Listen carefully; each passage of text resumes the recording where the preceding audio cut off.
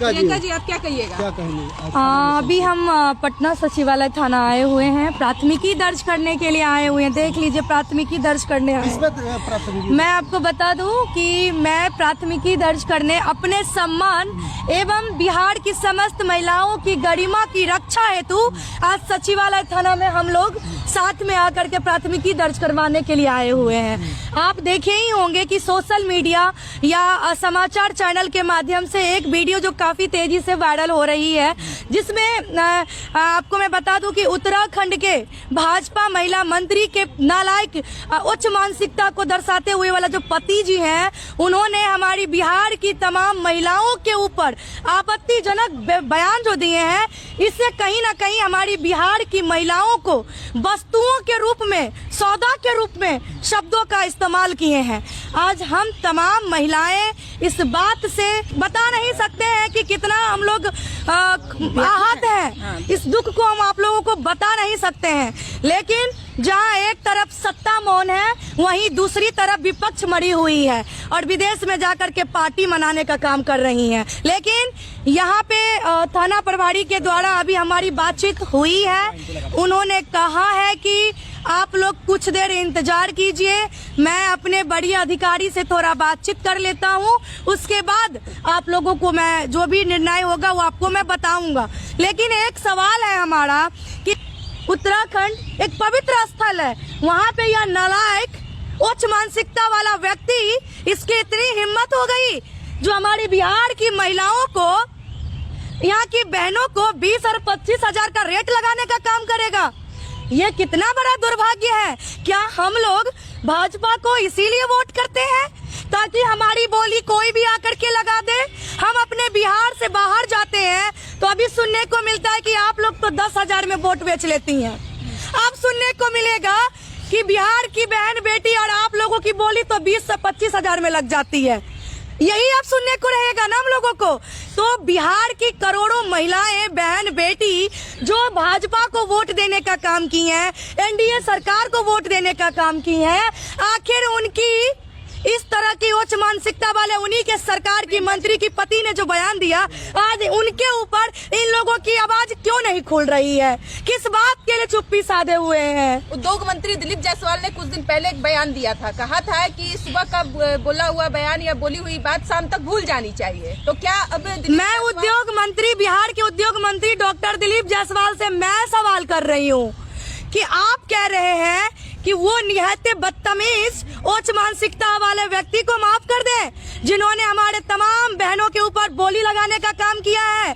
तो आपसे सवाल पूछ रही हूँ कि जिस वक्त प्रधानमंत्री जी के मरी हुई माँ को इसी बिहार में गाली दिया गया, गाली नहीं, एक आम पब्लिक से बीच से आया हुआ पागल व्यक्ति मंच पे चढ़ करके कोई अभद्र भाषा का इस्तेमाल किया, तो पूरी पलटन भाजपा की बिहार की सड़कों पे उतर गए, पूरे बिहार को जाम करने का काम किया। और यही उद्योग मंत्री डॉक्टर दिलीप जायसवाल जी घड़ियालू आंसू बहा रहे थे। वाह, कितनी तकलीफ थी उनके मन में प्रधानमंत्री जी की मरी हुई माँ को लेकर के। लेकिन हमारी बिहार की बहने बेटी तो जिंदा है, उनकी माँ तो वो बयान सुनने के लिए नहीं थी ना। लेकिन ये उच्च मानसिकता वाली, गिरी हुई मानसिकता वाली जो बयान हमारी बहनों के ऊपर दिया गया है, वो तो हम लोग सुने हैं ना। उसके लिए इनकी आवाज कब खुलेगी? एक्चुअली बात ये है कि भाजपा एक वॉशिंग मशीन वाली पार्टी है, इनमें सिर्फ और सिर्फ सफाई होती है और कुछ नहीं होती है।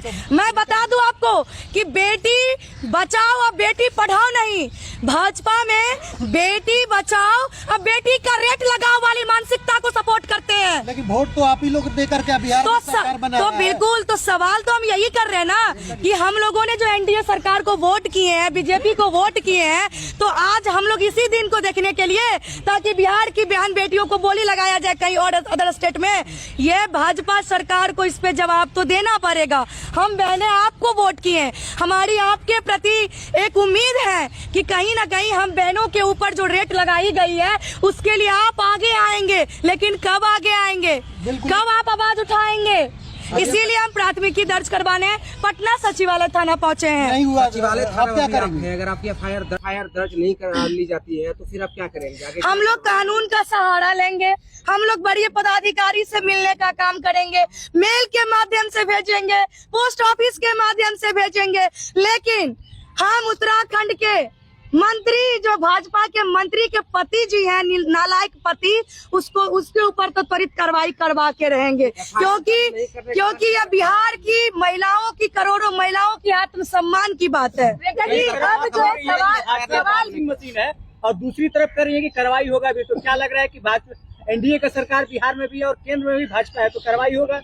अब आप बताइए, अगर कार्रवाई नहीं होती है, अगर ये लोग हमको बलगलाने का काम करेंगे कि मामला उत्तराखंड का है तो उत्तराखंड जाइए, या जहाँ का मामला है वहाँ जाइए, तो जब इसी बिहार के तेजस्वी यादव जी अमित शाह जी के लिए बयान दिए थे तो गुजरात में केस हो गया था। राहुल गांधी जी जब बयान दिए थे तो बिहार में केस हो गया था।